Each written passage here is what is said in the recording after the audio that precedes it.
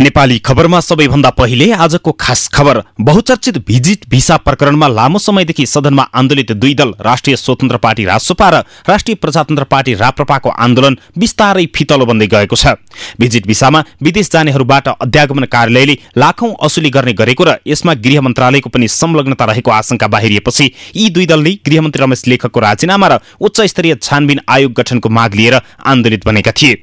यस विषयमा अख्तियार दुरुपयोग अनुसन्धान आयोगले छानबिन सुरु गरे पनि गृहमन्त्री पदमै रहँदा अनुसन्धान प्रभावित हुने आशंका गर्दै यी दुई दलले उच्च स्तरीय छानबिन आयोग नै गठन हुनुपर्ने र गृहमन्त्रीले पनि राजीनामा नै दिनै पर्ने अडानमा पटक पटक सदन ठप्प पारेका थिए। त्यसपछि सरकारले पूर्व मुख्य सचिव शंकरदास बैरागीको नेतृत्वमा उच्च स्तरीय अध्ययन एवं छानबिन समिति गठन गरेको थियो। तर पनि यी दलले उक्त समितिमाथि नै प्रश्न उठाउँदै आन्दोलन र सदनमा अवरोध जारी राखेका थिए। तर पटक पटक सदन अवरुद्ध हुँदा नियमित काम कारबाही नै प्रभावित भएपछि सभामुख देवराज घिमिरेले पेलेरै सदन अगाडि बढाउनु भएको थियो। त्यस यता पनि रासोपा र राप्रपाले सदनमा सुरुमा अवरोध गरी आफ्ना कुरा राख्ने र सदन बहिष्कार गरेर बाहिरिने क्रम जारी राखेका छन्। तर यसले भने सदनका नियमित काम कारबाहीमा खासै प्रभाव पारेको देखिँदैन, बरु आन्दोलनलाई नै कर्मकाण्डीमै सीमित बनाए जस्तो देखिन थालेको छ। गत जेठ 13 गतेदेखि आन्दोलित यी दुई दलको आन्दोलनले यतिका महिना बितिसक्दा पनि न त गृहमन्त्रीबाट राजीनामा आएको छ, न यी दुई दलले मागे जस्तो छानबिन आयोग गठन हुन सकेको छ। बरु कर्मकाण्डीमै सीमित आन्दोलनले जारी अनुसन्धानमा आवश्यक खबरदारी नपुग्दा छानबिन नै फितलो बन्ने जोखिम बढेको देखिन्छ। तथापि यी दलको सदन बहिष्कारको नीति भने कायमै छ। बैठकसँगै दैनिक भत्ता पनि बहिष्कार गर्दै आएको राप्रपाका सांसदहरू सरकारले छानबिन समिति बनाउन नमानेपछि थप आशंका पैदा गरेको बताउने गरेका छन्। सांसद दीपक बहादुर सिंहले उच्च स्तरीय छानबिन समिति बनाउन सरकारलाई कसले रोक्यो भन्दै सदनबाटै प्रश्न गर्नुभएको थियो। उहाँले पूर्व प्रधान न्यायाधीश कल्याण श्रेष्ठ वा सुशीला कार्कीको अध्यक्षतामा छानबिन समिति बनाउन माग गर्नुभयो। अन्यथा बिना भत्ता निरन्तर बैठक बहिष्कारको नीति कायम राख्ने चेतावनी दिनुभयो। भिजिट भिसाको काण्ड लियो सदन मात्र होइन, विदेशमा बसेका हाम्रा नेपालीहरूको शिर निहुराउने अवस्थामा पुगिसकेको छ। सभामुख महोदय, राप्रपाले भिजिट भिसाको विरोध गरेको होइन, तर भिजिट भिसामा जाने हाम्रा भाइ छोरा छोरीहरूसँग पैसा असुली गरेर विदेश पठाउने धन्दामा तलदेखि माथिसम्म मिलिमतोमा पटक पटक असुली धन्दा निरन्तर चलिरहेको छ। त्यसैले कारण राप्रपाले उच्च स्तरीय छानबिन समिति गठन होस् भनिकन माग राख्दै आएको छ। तर यो पनि उच्च स्तरीय आयोग नबन्ने हो भनेदेखि पूर्व प्रधान न्यायाधीशहरूको अध्यक्षतामा उच्च स्तरीय आयोग बनाउन कसले रोकेको छ? यदि यो बन्न सक्दैन भनेदेखि निरन्तर राप्रपाले बिना भत्ता हामी बहिष्कार गर्नेछौँ। तर संसद बैठक बहिष्कार गरे पनि भत्ता भने नियमित बुझ्दै आएको रासोपाले भने सरकारले सदन बन्धक बनाउन खोजेको आरोप लगाएको छ। प्रमुख सचेतक सन्तोष परियारले सभामुखले सदनमा समस्या सुल्झाउन प्रयत्न गरे पनि सत्तारूढ कांग्रेस एमालेकै कारण समस्या समाधान हुन नसकेपछि आफूहरूले आन्दोलन जारी राख्नु परेको जिकिर गर्नुभयो। उच्च स्तरीय छानबिन समिति गठन नगरी र गृहमन्त्रीले राजीनामा नदिएसम्म संसद बैठक बहिष्कार र अवरोधबाट पछि नहट्ने दावी गर्दै उहाँले तर पनि यदि सरकारले सदन अवरोध अन्त्य गर्न चाहे संवादको ढोका भने खुला राखेको बताउनुभयो। सभामुखज्यूले अब म साक्षी छु, उहाँले निकै प्रयत्न गर्नुभएको, हिजोदेखि नै विगतमा पनि उहाँले त्यो प्रयत्न गर्नुभएको थियो। मुख्य कुरा सरकारले सुन्न चाहिरहेको छैन। सत्ता सञ्चालन गर्ने दलहरू हाम्रो मागहरूप्रति सुनाइ गर्न चाहनु भएको छैन। यद्यपि फेरि पनि सामान्य सभामुखज्यूले सदन मलाई चलाउनलाई र सबै दलहरूको त्यहाँ उपस्थिति भएदेखि राम्रो हुन्थ्यो, यतिको जनमत बोकेर आएका दलहरू सदन बहिष्कार गरेर बाहिर जानु आफैमा राम्रो होइन भनेर उहाँले सत्तापक्ष मानिसहरूलाई पनि तपाईँले पहल कदमी गर्न लिदिनु पर्यो भन्ने कुरा गर्नुभयो। मलाई पनि के छ यसको बाटोहरू खोजौँ भन्ने भएको छ। हामीले भनेका छौँ, हामीले संवादको ढोका खुल्ला राख्दै हामी यो जनताको मुद्दाहरूमा निरन्तर अगाडि बढ्छौँ भनेका छौँ। अब हेरौँ यस बीचमा केही भयो भने अगाडि जान सकिन्छ।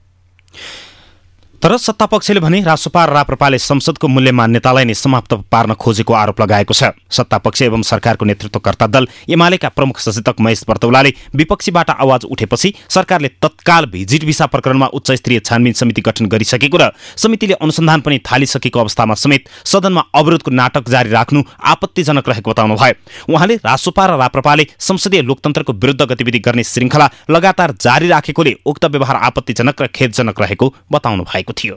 गएको जेठ 13 गते भिजिट भिसा प्रकरणसँग केही विषयहरू संसदमा प्रवेश पायो। विपक्षी बेन्चहरूबाट विषय उठेपछि सरकारले 17 दिन बित्दा नबित्दै सम्मान्य सभामुख महोदयको रुलिङ बिना नै गम्भीरताका साथ ख्याल दिएर ध्यान दिएर ती विषयवस्तुलाई सम्बोधन गर्दै 17 दिन बित्दा नबित्दै उच्च स्तरीय छानबिन समिति बनायो। त्यसले काम थालिसक्यो। विपक्षी साथीहरूले उठाएका विषयहरूलाई सम्बोधन गर्दै उच्च स्तरीय छानबिन समितिले काम पनि गरिरहेको छ। आज तिनै विषय उठाउने दलका मान्य सदस्यहरू हरेक दिन यो संसदलाई तेजोवध गर्ने, संसदको गरिमा मूल्य मान्यताहरूलाई समाप्त पार्ने, संसदीय लोकतन्त्रका विरुद्धका अभिव्यक्ति र क्रियाकलापहरू गर्ने त्यो श्रृङ्खला लगातार जारी राखिरहनु भएको छ। यो व्यवहार आपत्तिजनक छ, खेदजनक छ।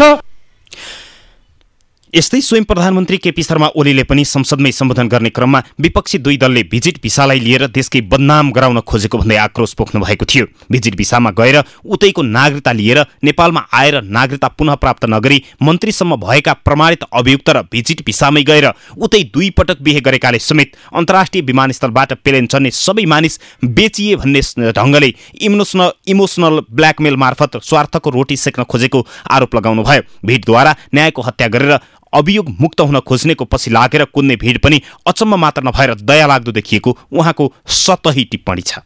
भिजिट भिसामा विदेश गएर उतैको नागरिकता लिएर उताको नागरिकता नत्यागी नेपाल फर्किएर मन्त्रीसम्म भएका प्रमाणित अभियुक्तहरू र भिजिट भिसामा गएर उतै 2 पटक बिहे गरिसकेका व्यक्तिहरूले समेत अन्तर्राष्ट्रिय विमानस्थलमा प्लेन चढ्ने सबै नागरिकलाई बेचिएको भन्ने भाष्य स्थापित गर्न खोजिरहेका छन्। यसका पछाडि मुलुक र नागरिकको हित जोडिएको छैन। यसले इमोसनल ब्ल्याकमेलिङ मार्फत आफ्नो स्वार्थको रोटी सेक्ने प्रवृत्ति मात्र उजागर गरेको छ।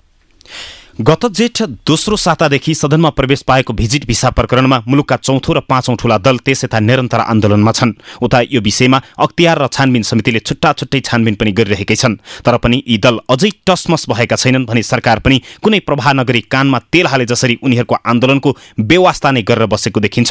सँगसँगै विपक्षी दुई दलले निरन्तर संसद बैठक बहिष्कार गरेर हिँडे पनि सभामुखले समस्या समाधानमा ठोस कदम चाल्न सकेको पनि देखिँदैन। यसले गर्दा विपक्षीको सदनमा कायम विरोधलाई कर्मकाण्डीमै सीमित पारिदिएको छ भने सदनको पनि आन्दोलनप्रति व्यवस्था झल्किन्छ, जसले अनुसन्धानमा सहजीकरण गरी प्रभावकारिता ल्याउनु पर्नेमा झनै फितलो बन्ने जोखिम बढेको छ। तसर्थ यसतर्फ आन्दोलित दल, संसद र सरकार जिम्मेवार बन्न जरुरी देखिन्छ।